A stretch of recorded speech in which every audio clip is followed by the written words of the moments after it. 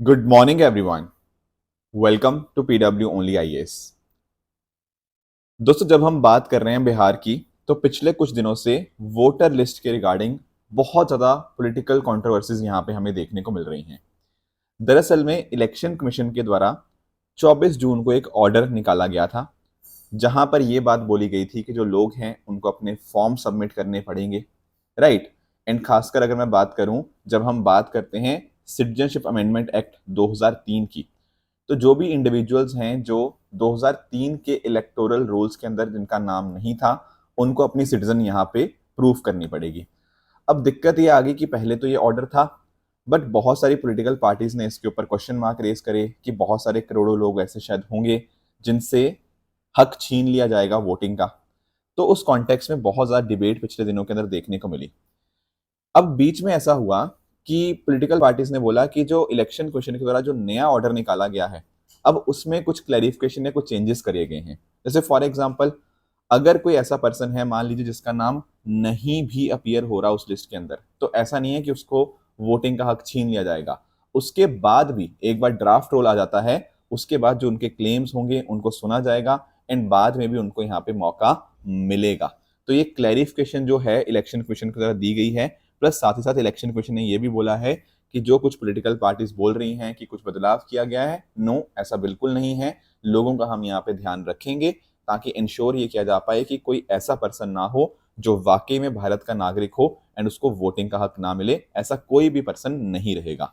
हालांकि देखो, ऑपोजिशन के द्वारा यह भी बोला गया है कि जो आधार कार्ड, राशन कार्ड या मनरेगा कार्ड, वो भी एडमिसिबल होना चाहिए। मैं आपको इसका रीजन समझाता हूं कि ऐसा ऑपोजिशन क्यों डिमांड कर रही है। देखो, एक्चुअल में आज के समय अगर हम बात करें, बिहार की पॉपुलेशन लगभग 8 करोड़ है, राइट। अब इसमें से लगभग 60% लोग ऐसे हैं जो 40 साल से कम उम्र के हैं। अब उसमें डाउट ये है कि क्या सबके पास अपने प्रॉपर आइडेंटिटी कार्ड्स होंगे, या बर्थ सर्टिफिकेट, पासपोर्ट या मैट्रिकुलेशन सर्टिफिकेट होगा? शायद नहीं। तो कहीं ऐसा तो नहीं कि डॉक्यूमेंट्स ना होने की वजह से उनको वोटर लिस्ट से हटा दिया जाए। तो ऑपोजिशन का ये डिमांड है कि आप एक काम करिए, आधार कार्ड या राशन कार्ड या मनरेगा कार्ड को भी एडमिट कर दीजिए इस लिस्ट के अंदर। तो दिक्कत ये है कि आधार जो है ना, वो आपकी सिटीजनशिप का प्रूफ नहीं है। ये सुप्रीम कोर्ट ने कई बार बोल दिया गया है। अब आने वाले समय में पता लगेगा कि कैसे हम इंश्योर ये कर पाएंगे कि सब लोग जो कहीं ना कहीं भारत के नागरिक हैं उनको वोटिंग का हक उनसे छीने ना। इसको इंश्योर करने की जिम्मेदारी अब इलेक्शन कमीशन की यहाँ पे देखने को मिलेगी। तो आने वाले कुछ मंथ्स के अंदर इलेक्शन कमीशन का काम काफी बढ़ जाएगा। दोस्तों, डेट है आज की 7 जुलाई 2025 एंड आप सभी का स्वागत है आज के प्रीलिम बूस्टर न्यूज डिस्कशन में। स्टार्ट करने से पहले मैं आप सभी को बता दूं कि अगर आपको इस सेशन की पीडीएफ चाहिए तो आपको मेरे Telegram channel Rishabh Sharma sir PW, यहाँ पर आपको इसकी पीडीएफ मिल जाएगी। चलिए स्टार्ट करते हैं हमारे पहले टॉपिक के साथ, that is your ham radio communication. दोस्तों, कल यानी कि 8 जुलाई को हमारे जो भारत के एस्ट्रोनॉट हैं शुभांशु शुक्ला जी, वो यहाँ पर भारत के स्टूडेंट के साथ बातचीत करेंगे from the international space station. पिछले दिनों के अंदर हमने एक्सियम 4 मिशन के बारे में डिस्कशन किया था, एंड आप जानते ही होंगे कि हमारे भारत के एस्ट्रोनॉट भी वहां पे गए हैं, राइट। तो वहीं से इंटरनेशनल स्पेस स्टेशन से वो कम्युनिकेशन करेंगे भारत के स्टूडेंट्स के साथ। अब कैसे करेंगे? इसका इस्तेमाल किया जाएगा हैम रेडियो, या जिसको हम लोग एमेचर रेडियो के नाम से भी, एमेचर रेडियो के नाम से भी यहाँ पे जानते हैं। ये बेसिकली एक licensed non commercial radio service है, ठीक है ना, जहां पर इस्तेमाल होता है आपका रेडियो वेव्स का बातचीत के लिए। नॉन कमर्शियल मतलब ये कमर्शियल पर्पस के लिए नहीं होती, ठीक है ना। तो आपको ध्यान में रखना है, इसको एजुकेशनल पर्पस के लिए, इमरजेंसी कम्युनिकेशन के लिए, या कुछ इन्फॉर्मेशन लोगों तक पहुंचानी हो, उसके लिए इसका इस्तेमाल किया जा सकता है। तो ऐसा भी हो सकता है कि कुछ स्पेसिफिक लोगों के साथ ही कम्युनिकेट किया जाए, हाइपर लोकल, या पूरी दुनिया के साथ ग्लोबल भी हो सकता है, ठीक है ना। तो अकॉर्डिंगली यहाँ पे इसका इस्तेमाल यहाँ पे किया जा सकता है। कोई भी इंसान जो 12 साल के ऊपर की एज का है वो यहाँ पर इस रेडियो को ऑपरेट कर सकता है, पर उसके पास एक लाइसेंस होना चाहिए जिसको इशू करती है हमारी मीटी ministry, ministry of electronics and information technology. पहली बार 1983 में इसका इस्तेमाल हुआ था, जब हमने स्पेस और अर्थ के बीच में कम्युनिकेशन एस्टेब्लिश किया। Plus at the same time international space station जो है ना, वहां पर आपको ARISS, amateur radio on the international space station, वो आपको देखने को मिल जाएगा। तो इस तरह से पहली बार नहीं है कि एस्ट्रोनॉट एक स्टूडेंट के साथ बातचीत कर रहा है, नो। बहुत सारे देशों ने यहाँ पे पहले भी इस तरह से इंटरेक्शन यहाँ पे करी हुई हैं इस जो ARISS का इस्तेमाल करके। जैसे for example USA, Russia, Canada, Japan, Europe, ये मेजरली टेक्निकल सपोर्ट यहाँ पे प्रोवाइड करते हैं, जिसके माध्यम से आराम से बातचीत हो जाती है। पर आपको ध्यान पता क्या रखना है, जैसे कुछ टाइम पहले डॉकिंग का प्रोसेस हुआ, जहां पर आपके एक्सियम फॉर्मेशन में जो 4 एस्ट्रोनॉट्स थे इंक्लूडिंग द शिवांशु शुक्ला जी, वो जब गए ना, तो उस टाइम के ऊपर ये वाला रेडियो वाला सिस्टम बंद कर दिया जाता है, ये जो हैम रेडियो कम्युनिकेशन है। क्यों? ताकि ऐसा ना हो कि यार उस समय इंटरफेरेंस हो। तो जब कोई क्रिटिकल काम करना होता है तो ये हैम रेडियो कम्युनिकेशन बंद कर दिया जाता है, बाकी टाइम आप यहाँ पे कनेक्ट कर सकते हो। तो इस तरह से हमारे भारत के एस्ट्रोनॉट तो करेंगे, उसके अलावा पोलैंड एंड हंगरी के जो एस्ट्रोनॉट हैं वो भी इस तरह से अपने देशों के साथ यहाँ पे बातचीत करेंगे इस मिशन के दौरान। साथ ही साथ लगभग ये कम्युनिकेशन अटेम्प्ट लगभग 5 से 8 मिनट का आपको देखने को मिलेगा जब इंटरनेशनल स्पेस स्टेशन उस देश के ऊपर से गुजरेगा। क्या सर पहले इंडिया ने और भी जगह इस्तेमाल किया हुआ है? हाँ देखो, एक बात अंडरस्टैंड करना, इमरजेंसी के समय भी हम यहाँ पे इसका इस्तेमाल करते हैं। फॉर एग्जाम्पल भुज अर्थक्वेक आया 2001 में, 2004 में सुनामी आई, 2013 में उत्तराखंड फ्लड्स हुए, राइट? तो उस समय जब ट्रेडिशनल लाइंस एक तरह से फेल हो गई थी, तब हमने हैम रेडियो कम्युनिकेशन का इस्तेमाल किया था। तो इमरजेंसी के समय भी काफी ज्यादा मददगार हो जाता है। नेक्स्ट आते हैं अगले टॉपिक पे, that is your supernova communication. इसको अंडरस्टैंड करने की दोस्तों कोशिश करते हैं। दोस्तों आप लोग जानते होंगे कि एक स्टार की ना एक लाइफ होती है ना? जैसे हम लोगों की एक लाइफ होती है, बिल्कुल वैसे स्टार की एक लाइफ होती है। जो स्टार होता है, ठीक है ना, वो आप जानते होंगे कि गैस, केमिकल्स, एक तरह से डस्ट क्लाउड का फॉर्म आपका एक सेलेस्टियल बॉडी आपको यहाँ पे देखने को मिल जाएंगी। अब स्टार्स आप जानते होंगे ग्लो क्यों करते हैं? सर ये ग्लो करते हैं because of hydrogen and helium, है ना, जो कहीं ना कहीं इनके अंदर रिएक्शंस होते रहते हैं, उसके माध्यम से ग्लो करते हैं।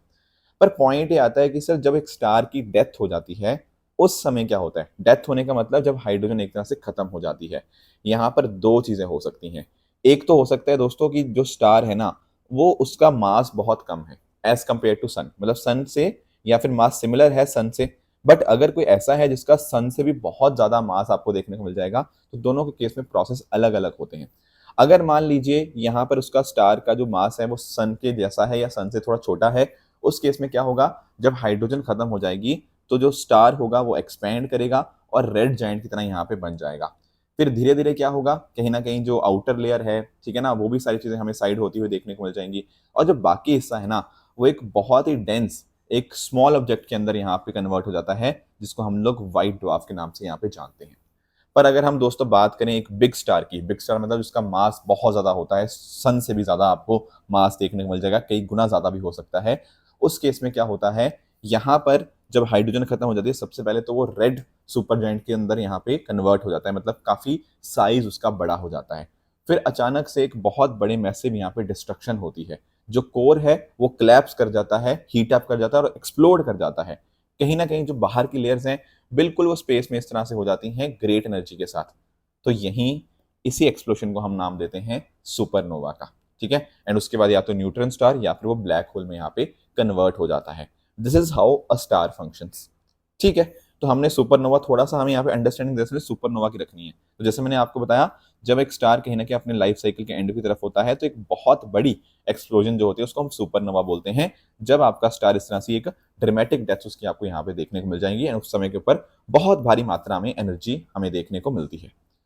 ये तो बात होगी सुपरनोवा की, पर हम इसको पढ़ क्यों रहे हैं? क्योंकि एक्चुअली पता क्या हुआ, एस्ट्रोनॉमर्स ने क्या किया, पहला फोटोग्राफिक एविडेंस उनको मिला है एक rare double detonation type supernova का। अब इसका क्या मतलब सर, डबल डेटोनेशन टाइप का मीनिंग क्या है यहाँ पे?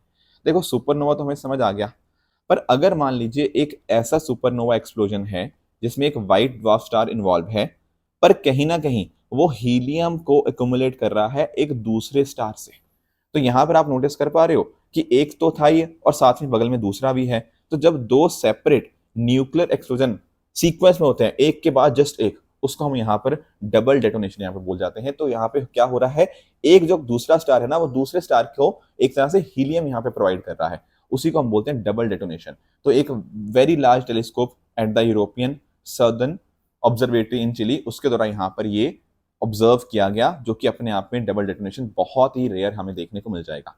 कहां पर हुआ है ये? लार्ज मैजेलिक क्लाउड, जो कि आपका डोराडो कॉन्स्टलेशन में आपको देखने को मिल जाएगा। रफली 1,60,000 लाइट ईयर्स अवे आपको देखने को मिल जाएगा। और ये जो डबल डेटोनेशन हुआ है ना, ये अपने आप में बहुत इंटरेस्टिंग इसलिए हो जाता है क्योंकि आप जानते होंगे कि जैसे कैल्शियम, सल्फर, आयरन कहाँ से आए उसको एक्सप्लेन करने में हमारे ये जो डबल डेटोनेशन है ये बहुत ज़्यादा मदद करेगा। एंड डेफिनेटली ये जो आपके एलिमेंट्स हैं ये प्लैनेट्स का, लाइफ्स का और हमारी बॉडीज का भी बहुत इंपॉर्टेंट पार्ट आपको देखने को मिल जाते हैं। तो हमें सुपरनोवा तो पता ही होना चाहिए, बट साथ ही साथ ये डबल डेटोनेशन क्या है इसके रिगार्डिंग भी हमें क्लैरिटी डेफिनेटली होनी चाहिए। नेक्स्ट दोस्तों आते हैं 3/35 इनिशिएटिव के ऊपर कि आखिर 3/35 का मतलब क्या है। सबसे पहली बात, ये 3 का मतलब क्या है। 3 का मतलब है, पहला है टोबैको, दूसरा अल्कोहल, तीसरा है शुगरी ड्रिंक्स। ओके, और यहाँ पे 35 का मतलब क्या है सर? 35 का मतलब है 2035।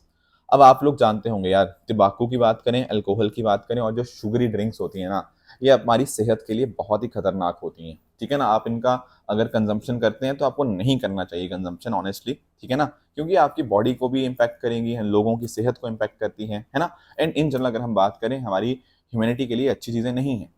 तो WHO का ये मानना है कि क्यों ना एक काम किया जाए, कंट्रीज के साथ मिलकर काम किया जाए। क्या काम करना है? कंट्री के साथ मिलकर ये काम करो कि भाई इस तरह की वस्तुओं के ऊपर ना टैक्सेस बढ़ाओ। अच्छा ठीक है, इनसे टैक्स बढ़ाने से क्या होगा? या टैक्स बढ़ेंगे इनके ऊपर तो ये प्रोडक्ट महंगे हो जाएंगे, है ना। महंगे होंगे तो कहीं ना कहीं लोग इनको शायद कम कंज्यूम करेंगे, और कम कंज्यूम करेंगे तो क्या लोगों की सेहत बेहतर नहीं होगी? हाँ बिल्कुल होगी। एक बात तो ये, लोगों की जिंदगियां बच पाएंगी। दूसरी बात, आप एक बात नोटिस करो, अगर टैक्स बढ़ता है ना तो कहीं ना कहीं सरकार का रेवेन्यू बढ़ेगा इसमें, राइट। अब जो पैसा कहीं ना कहीं यहाँ पे आया, उस पैसे का इस्तेमाल हम लोगों की सेहत सुधारने के अंदर इस्तेमाल कर सकते हैं। हम ये नहीं कह रहे कि इनको बैन कर दो, नो, हम कह रहे हैं कि इन प्रोडक्ट को थोड़ा महंगा कर दो। जिनको नहीं खरीदने होंगे तो नहीं खरीदेंगे, तो उनकी सेहत अच्छी हो जाएगी। जो लोग चाहते हैं कि नहीं भाई अपनी सेहत को खराब ही करना है, कहीं ना कहीं हो सकता है वो रेवेन्यू में कंट्रीब्यूट कर दें एंड उस पैसे का हम आगे इस्तेमाल कर पाएं लोगों की और जिंदगियां बचाने के अंदर। तो WHO ये कोशिश कर रहा है कि दुनिया भर की कंट्रीज के साथ मिलकर ये काम किया जाए। ठीक है ना, तो इसका फोकस यही है कि किस तरह से आज के समय नॉन कम्युनिकेबल डिजीज बहुत ज़्यादा बढ़ रही हैं, है ना। एंड एक तो उसको हम कम कर पाएंगे, दूसरी बात है हमारे पास पैसा भी थोड़ा सा आ पाएगा एंड उसको भी हम यहाँ पे इस्तेमाल कर पाएंगे। तो WHO का ऐसा माना है कि लगभग $1 ट्रिलियन हम कहीं ना कहीं अगले 10 साल के अंदर बाय 2025 इतना पैसा यहाँ से आ सकता है अगर हम ढंग से टैक्सेस को यहाँ पे मैनेज करें। तो 3/35 initiative definitely good health and wellbeing को हेल्प करेगा, इनइक्वालिटी को भी कम करने के अंदर मदद करेगा। तो कम से कम 50% टैक्सेस तो भाई बढ़ाने ही चाहिए। ठीक है ना, ये यहाँ पे इसका काम है। $1 ट्रिलियन रेवेन्यू जनरेट करो एंड साथ ही साथ जैसे हार्ट डिजीज, कैंसर, डायबिटीज आजकल तो बहुत ज़्यादा लोगों को हो रही है, इसकी मात्रा कहीं ना कहीं लोगों में कम करी जाए, ये यहाँ पे आपको फोकस देखने को मिल जाएगा। नेक्स्ट दोस्तों, अगला टॉपिक है घाना के कॉन्टेक्स्ट में। दोस्तों आप लोग जानते होंगे कि प्रधानमंत्री जी अलग अलग देशों की विजिट के ऊपर हैं। ठीक है ना, तो हम एक काम करते हैं, थोड़ा सा ना उन लोकेशंस को भी पढ़ लेते हैं, क्योंकि हमारे प्रीलिम्स में भी क्वेश्चन पूछे जा सकते हैं इनके कॉन्टेक्स्ट में, और मेंस में भी IR में ऐसे क्वेश्चंस आ सकते हैं। जैसे फॉर एग्जांपल एक में अगर हम बात करूँ ना घाना की, तो पहले तो आप ना घाना की लोकेशन को आप अंडरस्टैंड करना। ये रही घाना कंट्री, ठीक है, अफ्रीका में आपको एक कंट्री देखने को मिल जाएगी। एंड इस कंट्री की अगर हम बात करें, यहाँ पे आइवरी कोस्ट के साथ ये वेस्टर्न बॉर्डर टच करता है, बुर्किना फासो के साथ नॉर्थ में, एंड यहाँ पर टोगो कंट्री के साथ, मतलब टोगो कंट्री ईस्ट में आपको यहाँ पे देखने को मिल जाएगी। घाना कंट्री की और बात करें ना तो ये कॉमनवेल्थ ऑफ नेशंस का भी मेंबर है। एंड आपको जो बातें ध्यान में रखनी है वो ये है कि यहाँ पर काफ़ी बड़ी मात्रा में आपको गोल्ड रिजर्व्स देखने को मिल जाते हैं, एंड इसीलिए इसको गोल्ड कोस्ट का भी निकनेम यहाँ पे मिला हुआ है। तो गोल्ड हो गया, कोकोआ हो गया, ऑयल हो गया, उस कॉन्टेक्स्ट में घाना बहुत ज़्यादा इंपॉर्टेंट है। एंड यहाँ पर आपको लेक वोल्टा भी देखने को मिल जाएगी। ठीक है, तो प्रधानमंत्री जी यहाँ पे गए और बहुत सारी यहाँ पे आपस में हमारी जो कोऑर्डिनेशन थी उसके रिगार्डिंग यहाँ पे बातचीत करी। जैसे फॉर एग्जांपल हमारे जो आपस में रिश्ते थे वो कॉम्प्रिहेंसिव पार्टनरशिप तक एलिवेट हो चुके हैं। Plus at the same time प्रधानमंत्री मोदी जी को जो order, companion of the order of the star of घाना, जो घाना का हाईएस्ट स्टेट ऑनर है, उसको यहाँ पे उनको मिला, वो उन्होंने रिसीव किया। इसके अलावा साथ साथ अगर हम बात करें कल्चरल एक्सचेंज प्रोग्राम, इसके माध्यम से art, music, dance, literature, heritage ये दोनों देशों के बीच में बढ़ेगा। उसके साथ ही साथ भारत में जैसे ब्यूरो ऑफ इंडियन स्टैंडर्ड्स हैं, उस तरह से घाना का अपना भी एक स्टैंडर्ड्स है, राइट। तो दोनों देशों के बीच में कैसे इंश्योर किया जा पाए इस स्टैंडर्डाइजेशन को, उसके लिए काम किया जाएगा। साथ साथ अगर हम बात करें भारत में आपको ITRA, institute of teaching and research इन आयुर्वेद, ठीक है ना, तो भारत भी यहाँ पे ट्रेडिशनल और आयुर्वेद मेडिसिन के ऊपर काम कर रहा है। सिमिलरली घाना भी काम कर रहा है, तो उसके बीच में भी कोलैबोरेशन यहाँ पे होगा। एंड साथ ही साथ हमारे जो बायलैटरल कॉपरेशन है उसके रिगार्डिंग भी हम यहाँ पे फर्दर काम करेंगे, तो ज्वाइंट कमीशन मीटिंग भी आपको देखने को मिल जाएंगी। तो घाना इस तरह से हमारे लिए डेफिनेटली बहुत ज़्यादा इंपॉर्टेंट हो जाता है, एमओयूज यहाँ पे साइन किए गए हैं।